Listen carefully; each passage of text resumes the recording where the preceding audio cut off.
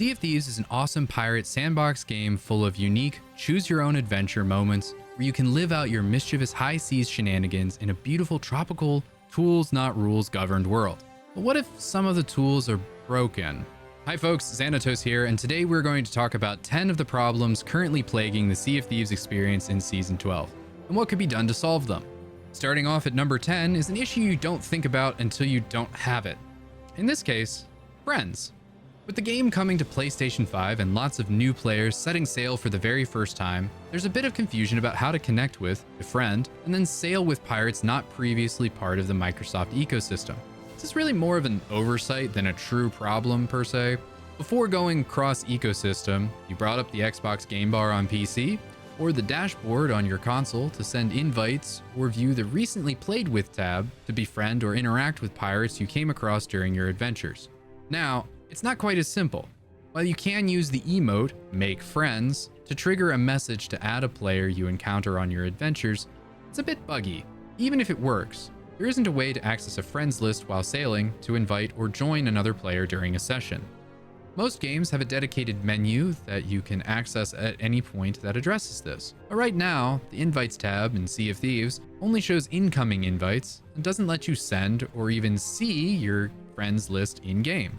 You can send invites from the Assemble Crew screen before setting sail, but few people actually sit there and wait to gather a crew before starting a session, so that goes unused by the majority of the veteran player base. While Rare likely knew of this platform expansion for their game long before the news broke to the general public, I honestly think this is an oversight left over from the development whiplash that occurred when Microsoft unexpectedly announced Sea of Thieves was coming to PlayStation 5 alongside several other titles earlier in 2024. Moving on to number 9, we have the double-barreled pistol. Arriving alongside Season 12's innovative toolkit, the double-barreled pistol is unique, as it allows you to fire 2 shots back-to-back or charge the weapon to unload both barrels at your target for double damage.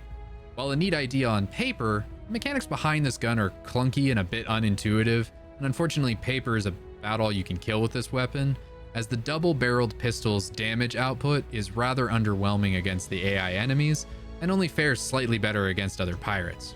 Each shot hits for about 40 damage, with the charged double shot hitting for a solid 80 damage. This can make for a quick 2-tap in fights against pirates when paired with a follow-up blow from another weapon or throwable.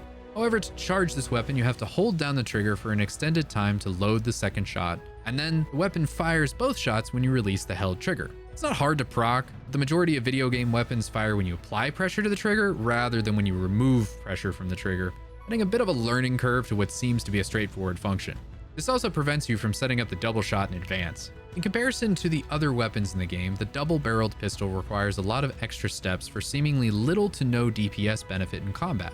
While a more patient player might find the mastery of this weapon rewarding, I often find myself ignoring the charge shot mode as I try and bump the adversary in front of me full of digital lead.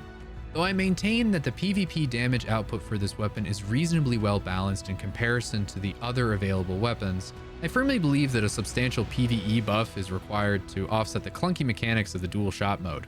But unless the double barrel pistol sees some sort of rework, this weapon will likely remain securely in the weapon locker for most players once all commendations for it have been completed.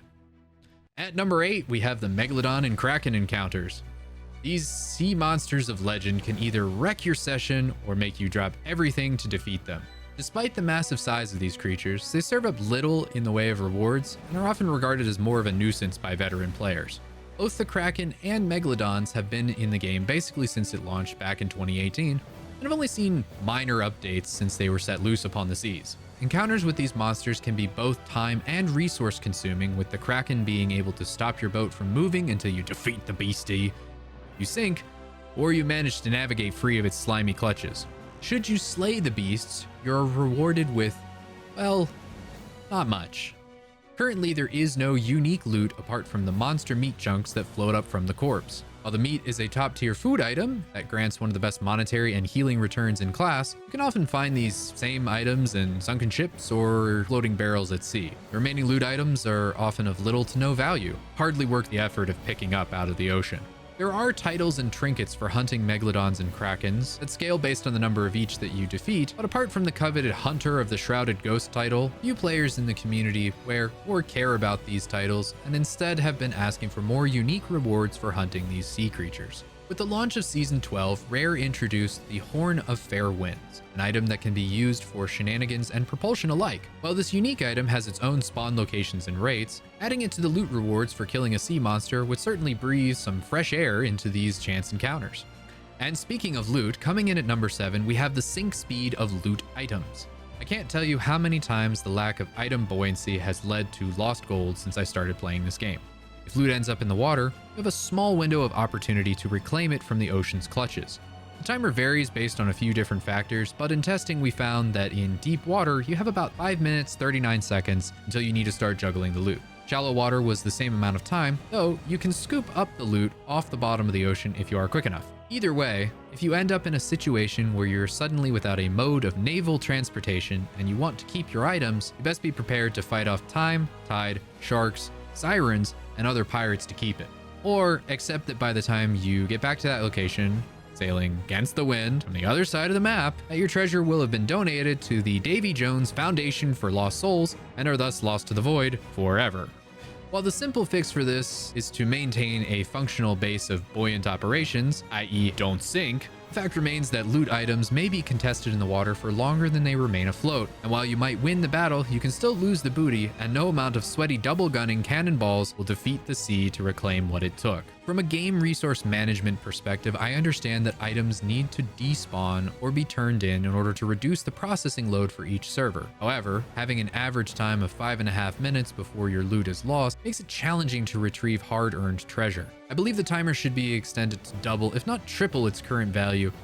I would also accept a receipt to write off the donations to the Whale Lord on my next trading company tax return. That would be fantastic.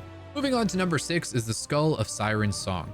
Introduced back in Season 10, this world event voyage hybrid is a fetched quest for one of the franchise's most beloved characters, Briggsy. This activity promised players a competitive race between crews to unlock the chest containing the Skull of Siren's Song. This item is akin to the Ashen Wind Skull, only instead of unleashing a torrent of flames from its jaws, this new skull decimated opponents with a powerful sonic blast of Merfolk Top 40. While entertaining when it was first released, this activity has quickly fallen out of favor and is often left untouched. Claiming victory requires a significant amount of world traversal with long sails between the destinations to acquire the key and chest. Once in possession of the skull, your ship is slowed by the mystical power of the sirens, further lengthening the traversal time it takes to return the skull to Briggsy.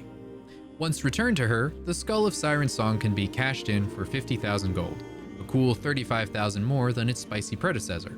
Even at 50,000 gold, the return on investment is just too low for the amount of time required to complete this activity in comparison to other world events or activities, and it rewards neither emissary, ledger value, nor progress upon completion. While I expect Rare thought that this would be a fun callback to the chests found in the now long since retired arena mode, this voyage event is available far too frequently for how infrequent it is to see players participating in it. Even if this would increase the challenge for new pirates, I would advocate that Rare decrease the spawn frequency to 10% of its current rate and increase its gold value to 200,000 gold, thus making it equivalent to stealing or securing a top-tier world event while flying a grade 5 emissary. Regardless, Rare needs to add additional cosmetic items and commendations to encourage continued participation in the activity season over season. These changes to the Skull of Siren's Song activity would elevate it back to a highly sought after item and restore it to be the point of conflict for pirate crews as described in the preamble.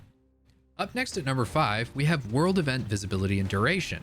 World events are one of the ultimate experiences in Sea of Thieves and contain some of the best opportunities for players to overcome challenges, fighting waves of skeletal AI, world boss skeletal lords, and players alike to secure the treasure. However, there are two major issues with world events: the duration of idle time and the visibility in-game. At the time of filming this video, world events have an idle time of approximately 30 minutes if left undisturbed. That timer gets reset if a player interacts with the event by either setting foot on the island it is on or sailing through the naval combat space attached to the event. Sadly, this often leads to world events like the less popular Skeleton Fleet remaining in an active state on the server, unable to rotate as it resides in the center of the map and often has players inadvertently interacting with it as they travel the sea. Conversely, the more popular and sought after Fort of Fortune will often despawn while en route to the event as players attempt to sail against the wind or storms to arrive before the timer expires. Unfortunately, when joining a server with an active world event, there is currently no way to determine how long an event has been active, as there are no in-game indications to alert a player that an event is close to rotating. Additionally, world events are often obstructed by weather textures or other non-transparent physical elements within the game, such as tall rocks or islands, making it difficult to immediately determine if there is an active event and in what direction it may lie. One thing that could solve both issues would be to have an indicator on the map table depicting what world event is active, and if unoccupied, include an hourglass showing how much time is left before it would expire. Alternatively, the existing world event icons could be moved to an in-game skybox layer that supersedes the weather and cloud cover, akin to how the Skull of Siren's song turn-in location is highlighted both in the world and on the map. Moving along to number 4 on the list, we have the delightful Message of the Day. First appearing towards the end of Season 11 and making a more aggressive appearance during the first part of Season 12, Rare added a set of banners called Message of the Day that are essentially in-game pop-up ads for the microtransaction store. Occasionally you get one for an upcoming event in-game or an out-of-game contest, but these are primarily ads to tell you about the new things in the Pirate Emporium microtransaction store. Up until these ads made their debut, Rare had occasionally run skippable videos between the login and game screens announcing new features, items, or heralding a new season that was coming up. Sea of Thieves is generally held in high regard by its community for how many right choices they make when it comes to their additional purchase offerings and advertising. However, I personally hate having this shoved in my face when I launch the game, and if you're unlucky, you can get hit with one every time you launch a session. Which, if you server hop like I do by returning to the main menu, chances are you're going to see this a lot. The solution here is simple. Just take them out, or add them to the loading screen key art rotation, which is already a bunch of ads for purchases anyway. Coming in at number 3 are the arbitrary and unusual interact radiuses for items. While most of the time, this just leads to a player looking silly sitting in the side of the map table by accident, adjusting a ship decoration, or grabbing a harpoon to try and grab a piece of loot to sell. This can lead to unexpected death when you go to change weapons in the middle of a fight, and instead of a weapon, you end up with a screen full of text dialogue about where to deliver a cargo crate. While that last situation is more commonly experienced by controller users, the fact remains that there are some weird moments where the game layers the interactions in some strange ways. While the sitting and ship trinket interactions have a on-off toggle in the settings menu to avoid minor mishaps during gameplay, the things like crates, harpoons, and ladders solely rely on the game to prompt the player once in range to engage with them, regardless of whether or not the player is looking at the interaction point. As far as I can tell, the game determines an object's interactability radius based on proximity to the player model at any given point in time. This often supersedes where the player is looking with their camera if there is an object closer to the player model than what the player happens to be looking at. This can create situations that are tactically beneficial, like being able to loot juggle, or catch a harpoon line from midair or jump, to name a few. However, I would trade those benefits to be able to swap weapons around crates without learning the backstory of the character to whom the crate is to be delivered. The only solution I can think of to address this would be to reorder the interaction priority to favor what's in the center of the player camera rather than what may be closest to them at that moment in time. At number 2, we have the in-game menu UI UX. This one is understandable, but nonetheless painful to interact with. The game has gone through many changes since its release back in 2018. However, the current menu dive to be able to set sail on your ship is aggravatingly long. Currently, there are 11 selections a player needs to make to set sail on a guild-aligned ship, 12 if you get the pop-up ad for new cosmetics. The current path looks something like this: Start game, pop-up, play, adventure, high seas, sail for guild, select ship, sail ship, crew select, confirm and assemble, set sail, rise in the tavern, and off you go. After that marathon, you can now find out if the server you ended up on will be of interest to you, but odds are you will spawn at Daggertooth or Galleon's Grave in a storm with a Flameheart event active, and off you go to either scuttle and change seas or back through the lengthy process to try again. At this point in the game's life cycle, we could do with a refresh. My recommendation would look something like this. Start, play, select high seas, safe seas, or if there's room, include the Maiden Voyage tutorial on this screen, guild, select ship, sail. Done. This would reduce the number of interactions down from 11, 12 with that pop-up, to 7 interactions to get onto your guild ship, or 6 interactions to get onto a captained or uncaptained ship. With the changes to voyages that arrived alongside Season 11, things like the Maiden Voyage tutorial node could easily be added to the voyages table on board your ship alongside the other tutorials and tall tales. Similarly, the Legend of Monkey Island tall tale node currently serves no purpose other than as an advertisement placeholder for licensed content in the game. If you select this node, you'll be presented with the same safe/high seas choice as the adventure node, with the only difference being that your pirate will wake up in front of the banana tent rather than in the tavern. I expect this node will have to remain to appease the corporate overlords whose content is being licensed, so we can continue to have root beer fights with the vibrant Technicolor ghosts in the Sea of the Damned. And finally, at number 1 is rejoin errors. This one is a disaster. While they go by many names, the most common one is the Hazelnut Beard error code. Basically, you get stuck in a loop of joining a crew, instantly die, then crash to the load screen, rejoin, die, crash, repeat. It's like that Tom Cruise, Emily Blunt sci-fi movie from 2014, but you don't get to see the future to help save humanity. You just stay stuck in the loop.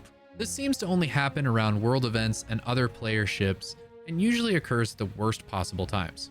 Like when rejoining your crew would otherwise save the day. There's not a fix for it other than to hard restart your system or wait for your ship to sink and respawn away from an active event or combatants. Sure, the developer has a list of quote solutions on the Sea of Thieves forum site, but most of them are ridiculous suggestions about digging into areas of your system that you either can't easily get to on a console, or the average person probably shouldn't be messing with inside their PC. Ultimately, all of the instructions end with rebooting your system anyway, so you might as well skip to the end. Hello, IT? Have you tried turning it off and on again? Solution-wise, other than don't disconnect, there isn't a clear or obvious way to avoid this or to predict when this may occur. One solution that could be implemented would be for Rare to extend the timer attached to the rejoin protection so that at least if you have to reboot your system, you can still keep your inventory and what's in your pockets when you get back to the game. It's infuriating to have a session ruined due to you or a crewmate being unable to get back into the game until it's too late. So for now, the most feared pirate on the seas is not a player, but is actually the dreaded pirate Hazelnut Beard.